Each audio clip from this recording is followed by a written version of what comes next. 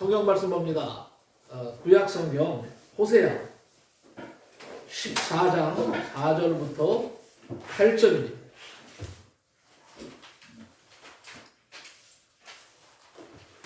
호세아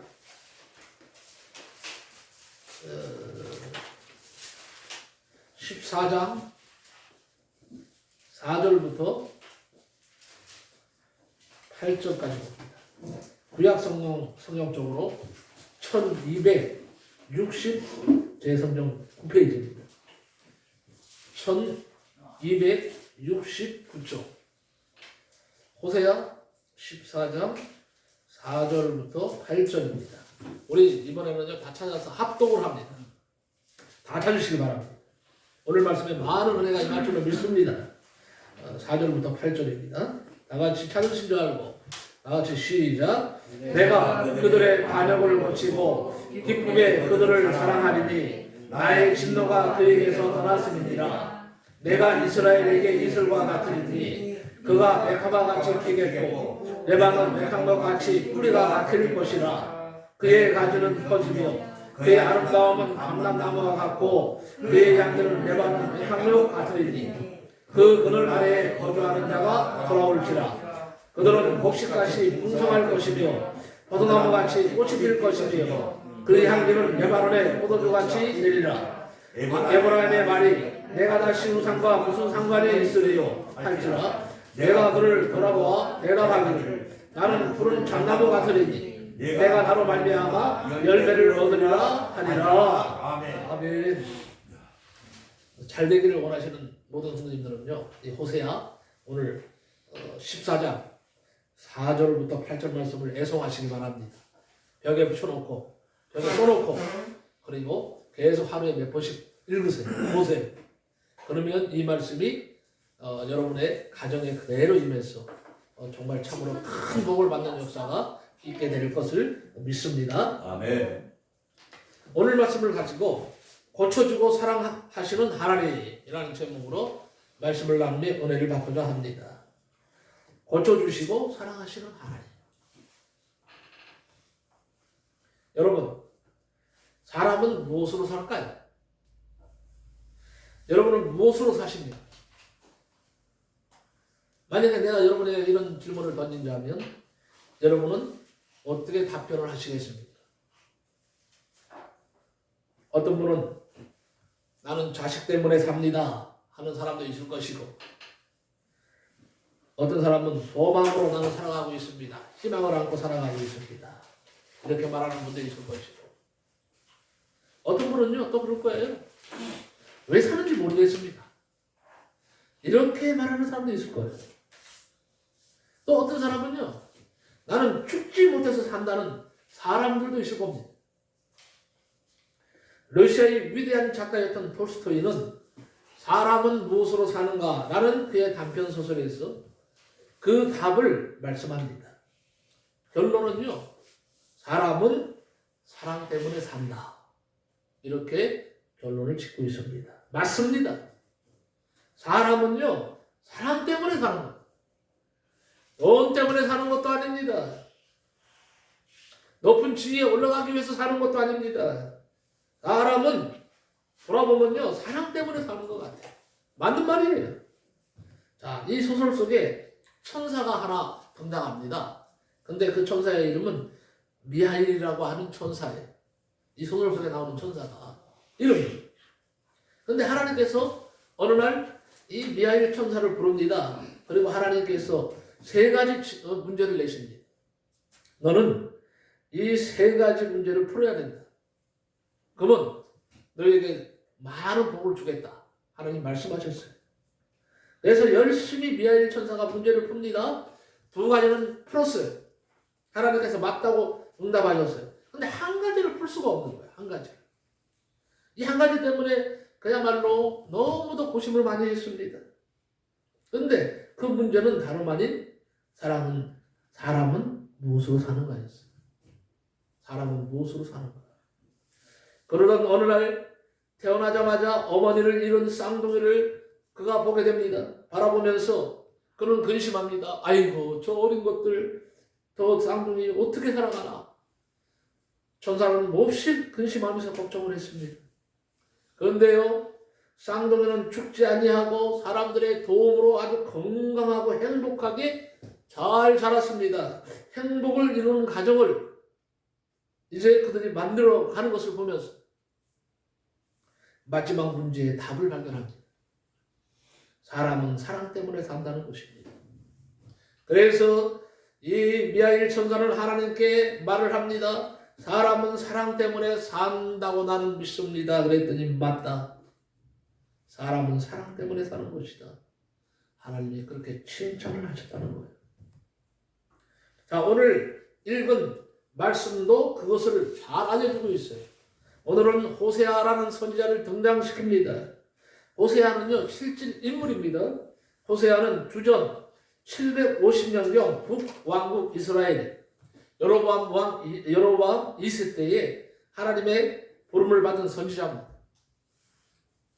그가 살던 시대는요, 어떤 시대였느냐? 아주 물질적으로 풍요로운 시대였습니다. 백성들이 그래서 사치를 합니다.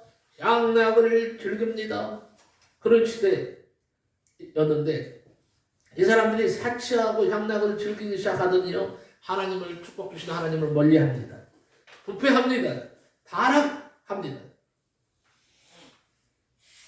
오늘의 대한민국을 한번 봅시다. 물질적으로 풍요롭게 되었습니다. 세계 10번째로 잘 사는 나라로 올라섰습니다. 그런데 보세요. 사치가 얼마나 병적인지 모릅니다. 모든 사람들이 다 사치에 빠져 있다고 해도 과언이 아닐 정도로 아주 사치가 판을 치고 있어요. 사회 저변에 사치가 깔려 있습니다. 향락을 추구하는 문화에 정신이 팔려 있습니다. 우상 숭배를 하는 무당들이 60만이 넘었다는 사실 아십니까? 내가 작년인가 저작년에 몇 년 전인가 무당이 30만이라고 얘기했을 거예요. 기억나십니까? 그런데 통계적으로 지금 60만에 육박한다는 거예요. 이게 도대체 어떻게 된 거예요? 음란은요, 지금 학교까지 파고들었어. 심지어는요, 나이 12살 된 남자아이가 말이에요. 같은 반 여학생을 겁탈을 했어. 강간을 했어. 이런 시대를 우리가 살고 있어요. 음란이 돌을 넘었다. 그래서 이 시대가 하나님의 진노함 속에 하나님께서 참으로 멸망시킬 수밖에 없는 그러한 호세아 시대의 이스라엘 그 타락상과 똑같다고 할 수 있어요. 많이 더하면 더했지 못하지를 않습니다. 하나님을 멀리하고 죄악으로 달려가는 이 이스라엘 백성들을 하나님은 탄식하셨습니다. 그래서 호세아를 이제 부르셨습니다. 호세아에게 사명을 주신 겁니다. 얼마 전에 불과 한 달도 안 됐어요. 민주당 국회의원 20명이 말이에요. 대한민국 안에 있는 교회들을 없애자는 발의를 했어요. 국회에 상정했다가 난리 뒤집어졌죠. 기독교계의 거센 반발, 그리고 심지어 안 믿는 사람들조차도 그들에게 댓글을 달아서 엄청나게 그들을 욕하고 그들이 잘못되었음을 지적하고 기독교계에서는 들고 일어났어요. 그 20명의 명단을 제가 갖고 있습니다. 누군가 보내왔어요. 이 국회의원들은 절대 앞으로 이 사람들은 나라 일을 시켜서는 안 된다. 기독교계에서 우리 한국교회 성도들은 이 사람들이 앞으로 국회에 발붙이지 못하도록 만들어야 된다.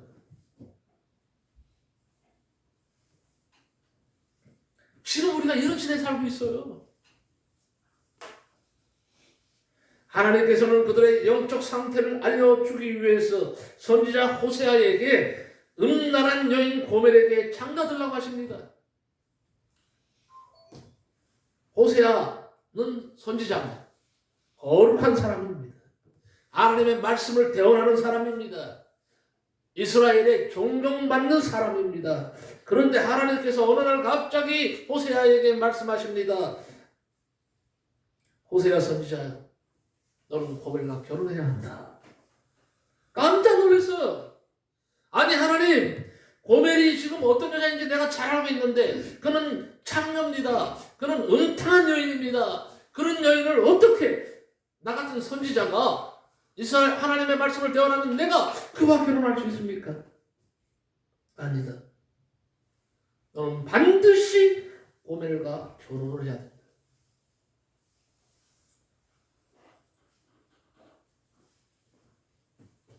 고멜은요 이미 호세아와 결혼하기 전에 이미 다른 남자와 상종해서 자녀를 낳았습니다.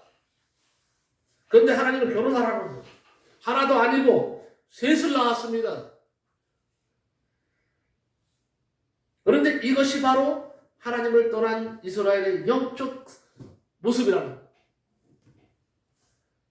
그래도 호세아는 고멜을 버리지 않고 고멜이 버리고 간 이 자녀들을 양육하고 재산을 다 이제 모아서 다 털어가면서 그녀를 사옵니다.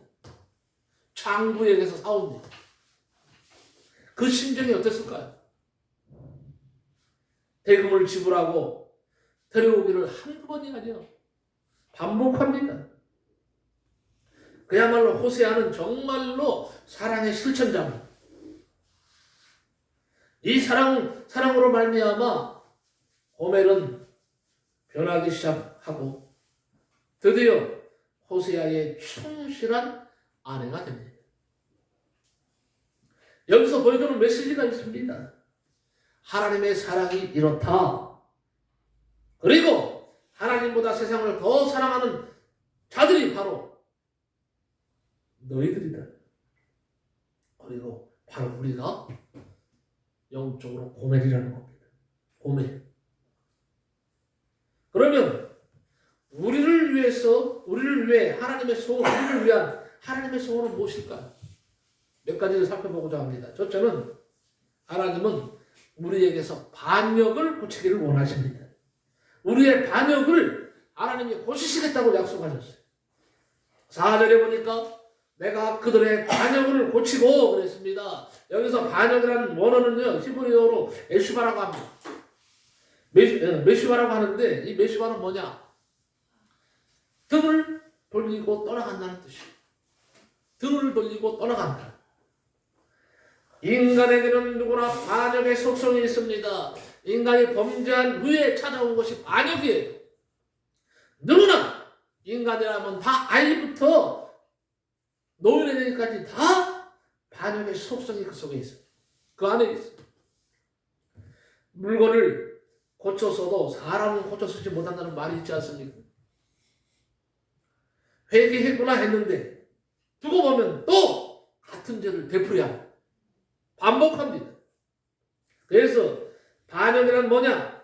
배신과 불신을 말합니다. 그러니까 이스라엘이 영적으로 병들고 육체적으로 병들고 인격적으로 병들게 된 원인이 뭐냐? 배신과 불신이었어요. 하나님께서는 그들의 그 반역마저도 지금 고쳐주시겠다고 약속하고 있는 겁니다. 한마디로 말해서 반역이란 뭐냐? 나쁜 버릇을 말해요. 나쁜 버릇. 여러분은 나쁜 버릇 없나요? 저는 이 말씀을 준비하면서 나는 나쁜 버릇이 몇 개나 될까?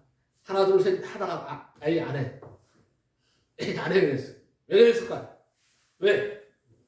너무 많아서. 이거 해보니까 손으로 꼽을 수가 없을 정도예요. 목사인 나도 그런데 여러분은 오죽하겠습니까? 그런데 놀라운 것은 나의 이 반역적인 습성, 이 반역마저도 하나님은 사랑으로 고쳐주시겠다는 거예요. 근데 여러분 왜 아멘이 없어요? 너무 그냥 지금 귀담아 들어서? 황송해서? 너무 그냥 저는 그렇게 생각합니다. 너무 지금 귀담아 듣다 보니까 그러신 것 같아요. 그래서 여러분 용서합니다.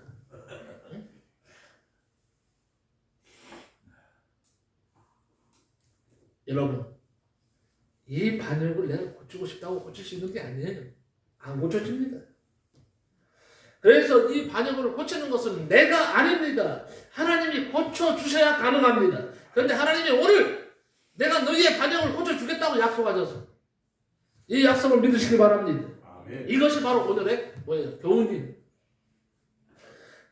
한번 봅시다. 고멜의 행실이 호세아 선지자를 만났다고 해서 금방 훌륭한 선지자의 아내가 되겠습니까? 절대 그럴 리가 없어요. 선지자처럼 그렇게 갑자기 거룩해져서 이스라엘 사람들 앞에 설 수 있겠습니까? 호세아는 믿음이 좋아도 가슴이 지금 터질 것 같은데 사실 하나님은 오죽하셨을까요? 믿음이 없는 사람이 어떻게 가능하겠습니까? 더구나 세상에서 자유분방하게 살아가던 고멜이 선지자하고 결혼했으니까 그 심정 이해해야 돼. 우리가 인간적으로 그렇잖아요. 자유분방하게 살았잖아요. 고멜이. 근데 갑자기 거룩한 선지자, 하나님의 말씀을 대언하는 선지자, 이스라엘 백성들에게 존경받는 선지자 호세아하고 결혼했으니 고멜을 얼마나 답답했을까요? 이 모습이 바로 우리 인간의 모습입니다. 하나님을 섬긴다고 하면서도 아직도 세상에 속하여서 죄악에 헤매고 있을 때가 많습니다. 이것이 하나님께 대한 반역인 것입니다. 이 반역의 죄를 용서하시고 고쳐주시기 위해서 하나님이 친히 인간의 몸을 입으시고 이 땅에 오신 것입니다. 그분이 바로 우리의 구원자의 메시아이신 예수님이십니다. 아멘. 예수님은 내 죄악을 짊어지시고 이미 2000년 전에 갈보리산 골고다 언덕에서 십자가를 치시고 피 한 방울 물 한 방울 남기지 아니하시고 다 쏟으시고 우리를 위해서 죽으셨습니다. 그 공로로 우리는 구원을 받았습니다. 구원받았다는 것은 뭘 말하느냐? 우리의 반역이 고쳐졌다는 것. 하나님의 사랑에 의해서 믿으시기 바랍니다. 아멘. 두 번째는 하나님의 소원이 뭐냐? 우리를 사랑하시는 거예요. 우리를 사랑하시는 거예요. 다시 4절로 돌아갑니다. 기쁘게 그들을 사랑하리니 나의 진노가 그들에게서 떠났음이라 그래요. 하나님이 원하시는 것은 징계가 아닙니다. 여러분, 하나님을 무서운 하나님으로 섬기고 있습니까? 아니면 사랑의 하나님으로 섬기고 있습니까? 여러분의 심령 속에 하나님의 사랑이 가득하다면 하나님을 사랑의 하나님으로 모실 것이고, 만약에 여러분들이 계속 범죄함 속에 하나님은 나를 채찍질하고 무섭게 심판하는 하나님이라면 하나님을 항상 징계의 하나님으로 여기면서 살 겁니다. 근데 하나님은요, 기쁘게 너희들을 사랑한다 그랬어요. 기쁘게 너희들을 사랑한다. 그러므로 여러분 모두가 기쁨의 사람들이 되시기 바랍니다. 아멘. 스바냐 3장 17절에 이런 말씀이 있죠. 그가 너로 말미암아 기쁨을 이기지 못하시며 너를 잠잠히 사랑하시며 너로 말미암아 즐거이 부르며 기뻐하시리라 하리라 그랬어요.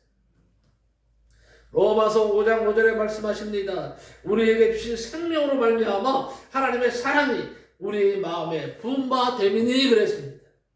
우리에게 사랑의 행복을 부으신다는 겁니다. 찬송가 191장 아시죠? 하바드 버펌이라고 하는 분이 작곡했어요. 그리고 생키라는 가수가 노래한 아주 유명한 찬송입니다. 그런데 그 후렴에 성령이 계시네 할렐루야 함께 하시네 라는 제목으로 책을 쓴 사람이 있어요. 우리나라 사람이에요. 황의성이라고 하는 사람. 황의성이라고 하는 사람인데 그런 달마다 그 찬송을 부르며 살았습니다. 그런데 그는 본래 그런 사람이 아니었어. 예? 그는 소년 시절부터 절도와 폭력, 강도, 강간 등 닥치는 대로 죄를 저질러 긴 세월을 교도소에서 보낸 사람입니다. 그런데 1970년 12월 안양 교도소로 이송되어 남은 기간을 보내는데 감방에 손님들이 집단 폭행하고 고통을 주기 시작합니다. 그러던 어느 날 감방 안에 병기통 옆에서 황 씨의 피를 닦아주고 간호해 주면서 눈물을 흘리면서 기도하던 어느 죄수를 통해서 그는 성령의 불을 받게 됩니다. 그야말로 커다란 불이 가슴속에 떨어지는 것을 그는 보았습니다. 뜨거웠습니다. 변화됐습니다. 그런 시간을 통해서 그리스도를 영접하고 성경을 읽으면서 뜨거운 성령의 은혜를 체험하게 됩니다. 그런 시간을 통해서 그는 이제 하나님의 사람이 되었습니다. 이 모습을 본 교도소 측에서는요, 가상에서 3개월을 앞당겨서 출소시켜 주었습니다. 그 후에, 그로부터 그는 날마다 이 찬송을 부르면서 눈물을 흘렸습니다. 하나님의 사랑을 그가 체험한 겁니다. 하나님께서는 고멜과 같은 우리들을 위해서 독생자 예수님을 보내주셨습니다. 그래서 누구든지 믿는 자는 죄에서 구원함을 받습니다. 영생을 누리게 하셨습니다. 하나님의 소원은 우리를 더 온전히 사랑하시는 것입니다. 아직도 하나님의 사랑을 알지 못하고 인생길에 방황하고 있다면 여러분 회개하시기 바랍니다. 더 믿으시기 바랍니다. 더 하나님을 사랑하시기 바랍니다. 그래서 우리 모두 예수 안에서 우리의 거역함을 고치고 더 큰 기쁨과 행복과 위대함 속에 살아가는 성도들이 되시기를 바랍니다. 아멘. 그리고 세 번째는요, 하나님이 원하시는 것이 뭐냐? 우리가 위대하게 되는 것이다. 이게 하나님의 뜻이에요. 하나님이 원하시는 거예요.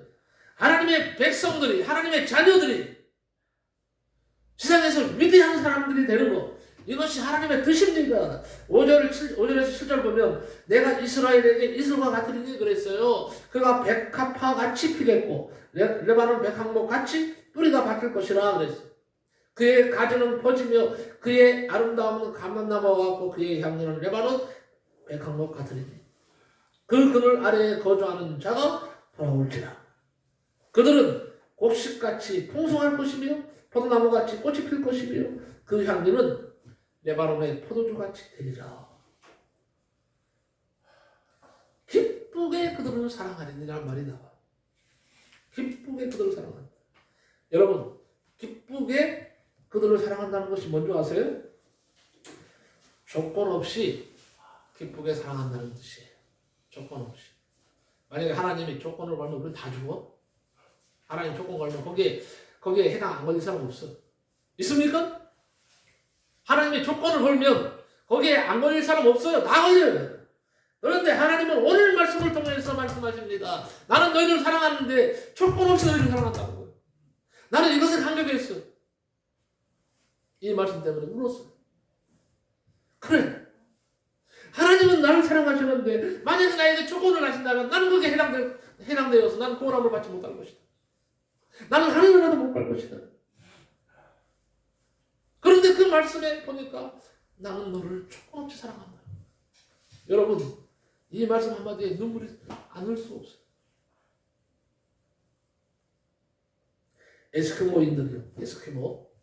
에스키모인들은 반가운 사람을 만나면 서로 뺨을 때리는 것이 인사법이에요. 누가 더 세게 때리냐? 그러니까 그 사람을 사랑하는 거예요. 진짜요. 그래서 정말 사랑하는 사람을 만나면 뺨을 탁 때리는 거예요. 알겠는 거예요. 맞는 사람이요, 세게 맞아야 돼. 아, 그래야 저 사람이 나를 사랑하는구나. 내가 그럼 저 사람 사랑하면 어떻게? 나도 세게 때려야지. 뺨을 치는 것이 인사법이에요. 뺨을 치는 거. 네? 팀의 사람들은 어떻게 하는 줄 아세요? 사랑하는 사람 만나면 인사를 자기 귀를 잡아당겨. 계속. 그리고 혓바닥을 있는 대로 다 내밀어야 돼. 혓바닥, 그 사람 앞에서. 귀를 막 잡아당기고요. 있는 혀를 쫙 뽑아야 돼. 혀를 많이 뽑는 사람이 그 사람을 사랑하는 거야. 그러니까 있는 힘을 다해서 귀를 잡아당기고 막 혀를 가다 이런 데로 뽑는 거예요. 여러분, 우리 그렇게 인사를 하면 할 수 있겠어요? 그 사람들이 그 인사법이에요. 사랑한다는 증거예요. 친절의 표시예요. 통가라는 나라가 있어요. 통가인들은요, 머리를 맞대고 눈을 부라리는 것이 인사예요. 응? 머리를 맞대고 서로만 눈을 부라리는 거예요. 이러고. 난 눈이 떠지지도 않아. 이게 인사예요. 친절의 표시예요. 사랑의 표시예요. 폴리네시아 사람들은요, 콧등을 서로 비비면서 인사를 합니다. 코를 비비, 콧등으로 비벼요. 이게 인사예요, 인사법이에요. 아프리카 사람들 가운데는요, 종족 가운데는 인사로 뺨이나 발바닥을 핥은 게 인사예요. 그 더러운 발바닥을 핥아. 열심히 핥아야 돼. 네? 그게 인사예요. 사랑의 표시예요. 그리고요, 아프리카의 어느 종족은요, 얼굴에 침을 뱉으면서 인사를 합니다. 그러니까 있는 힘을 다해서 침을 뱉어야 돼, 얼굴에. 이게 사랑의 표시야. 이게 친절의 표시야. 이게 인사법이에요.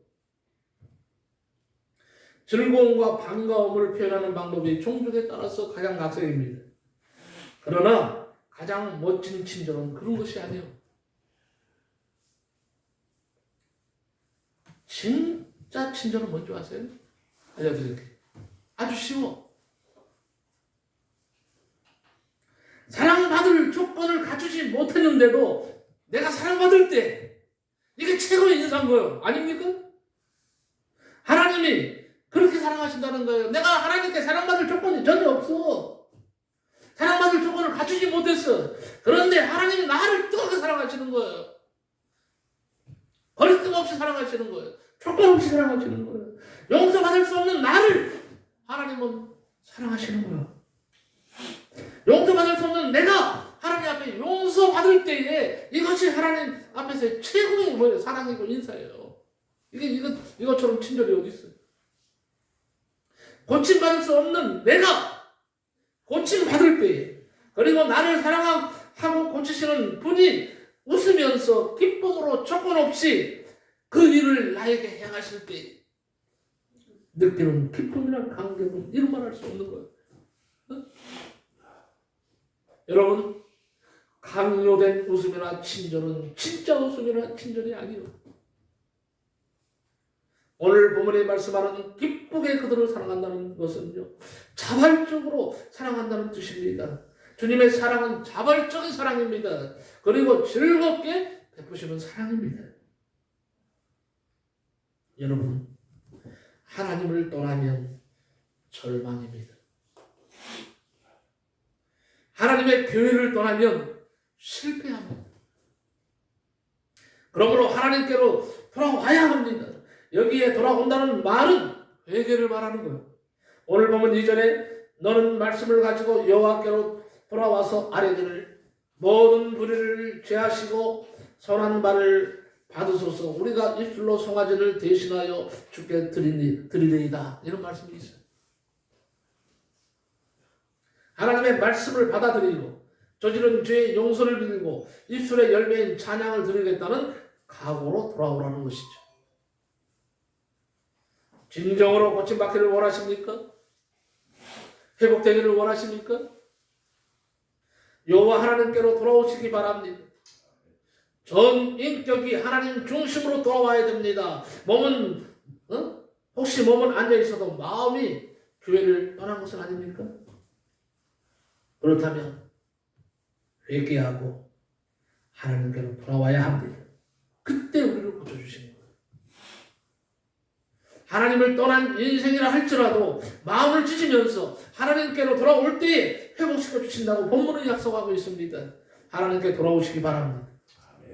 하나님이 계신 성전을 사랑하시기 바랍니다.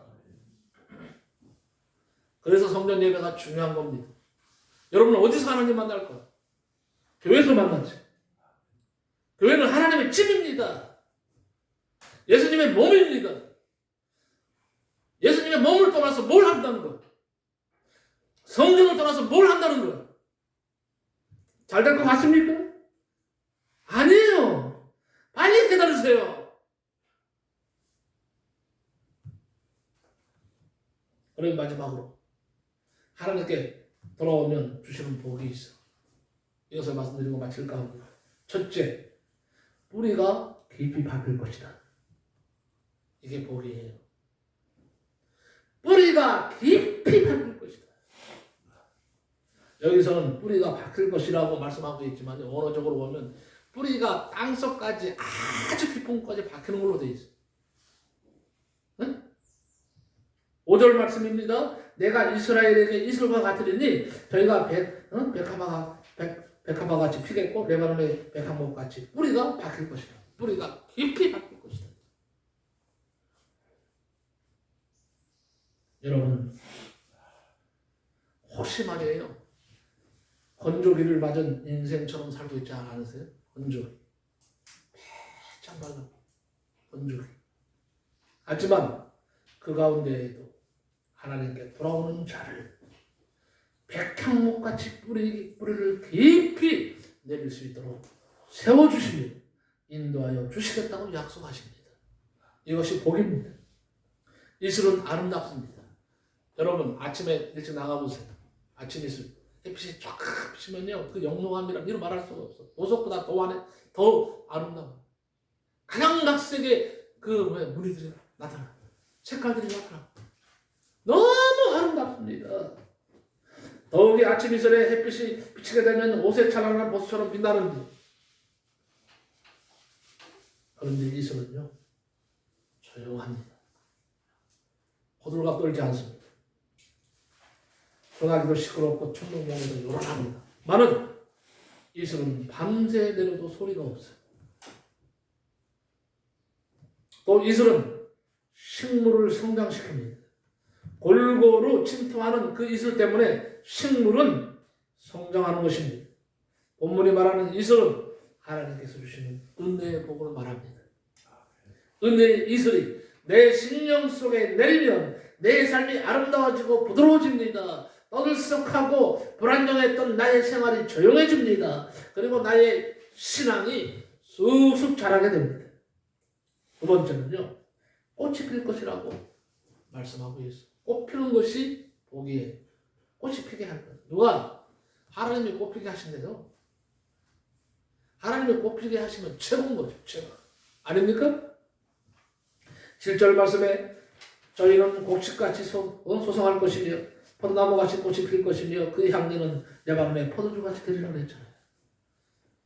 죄를 회개하고 말씀만 의지하고 하나님께로 돌아가는 성도들에게 포도나무 같은 내실의 복을 주시겠다는 약속이요. 포도나무는 무화과와 별반 다르지 않는 꽃을 보기가 그리 쉽지 않습니다. 그런데 꽃이 피게 하신다고 약속하신 겁니다. 포도나무 꽃이 피면 그 향기에 취할 정도로 강합니다. 꽃의 향기가 진동하고 열매를 맺으니 포도나무는 나무 중에 나무입니다. 그러므로 말씀으로 회개하고 하나님께로 돌아오면 포도나무와 같은 복을 주실 줄로 믿습니다. 아멘. 마지막으로 세 번째는요, 열매를 얻을 것이다. 삶 속에 열매를 얻는다는 것. 여러분, 하나님이 주시는 열매, 삶 속에 얼마나 귀합니까? 얼마나 받기를 원하십니까? 나도 받기를 원해요. 그런데 하나님께서 열매를 얻는 복을 주신다고 합니다. 오늘 보면 8절입니다. 에브라임의 말이 내가 다시 우상과 무슨 상관이 있으리요 할지라. 내가 저를 돌아보아 대답하기를 나는 푸른 잣나무 같으리라. 내가 나로 말미암아 열매를 얻으리라 하리라. 잣나무의 외향은요 소나무와 비슷해요. 근데 소나무보다 훨씬 푸르름이 더합니다. 더 짙습니다. 향기가 진동을 합니다. 그리고 잣나무의 장점이 뭡니까? 그 안에 열매가 있다는 거예요. 소나무는요 솔방울밖에 열리지 않지만 잣나무는 잣 열매가 열립니다. 그 열매는 다른 것을 가치 있게 만듭니다. 식혜나 여러분 수정과에 잣을 띄우면 얼마나 좋습니까? 응? 식혜나 수정과에 잣이 얹혀지면 음식의 가치를 빛내주기에 참으로 좋은 열매입니다. 하나님의 그늘 아래에 거할 때 하나님으로 인해서 여러분 열매를 얻게 될 것입니다. 아멘. 이스라엘 백성들이 돌아와서 오직 하나님만 섬기려 할 때에 하나님은 푸른 잣나무와 같다 하시며 번영의 원천이 되겠노라고 말씀하셨습니다. 오직 하나님으로 인해서 열매를 얻을 수가 있습니다. 푸른 잣나무 같은 하나님은 하나님께 돌아오는 자에게 잣나무에 복을 주시겠다고 약속하고 있는 겁니다. 말씀으로 회개하면서 하나님께 돌아와서 그가 주시는 열매를 이제 삶 속에 주렁주렁 맺으시기 바랍니다. 얘기 하나 하고 말씀 마칠까 합니다. 시골 동네에 작은 초가집이 한 채 있었고 마당 한쪽에는 닭장이 있었습니다. 늦가을에 어느 날 주인이 일하러 들어간 사이에 아궁지에서 일어난 불이 온 집에 옮겨붙고 말았어요. 다 타버렸어요. 닭장도 다 타버렸어요. 사람이 없었기 때문에 인명피해는 없었어요. 닭장에 있던 닭들이 연기에 질식되어 다 죽었습니다. 그런데 놀라운 것은 어미 닭이 품고 있던 병아리 가운데 몇 마리가 살아난 것입니다. 물론 어미 닭은 죽었지만 어미 닭이 품고 있던 병아리는 그 품속에서 생명을 보존할 수 있었습니다.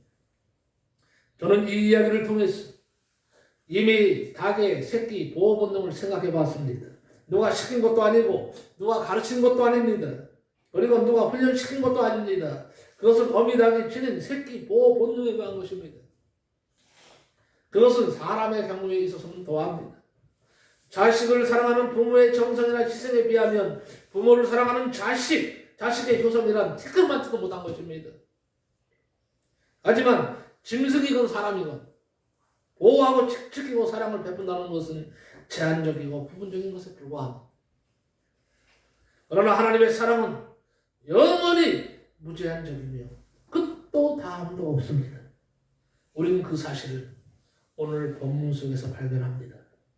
그것은 고치고 사랑하고 라는 말에 요약됩니다. 고치고 사랑합니다. 내가 너희를 고치고 사랑하리라.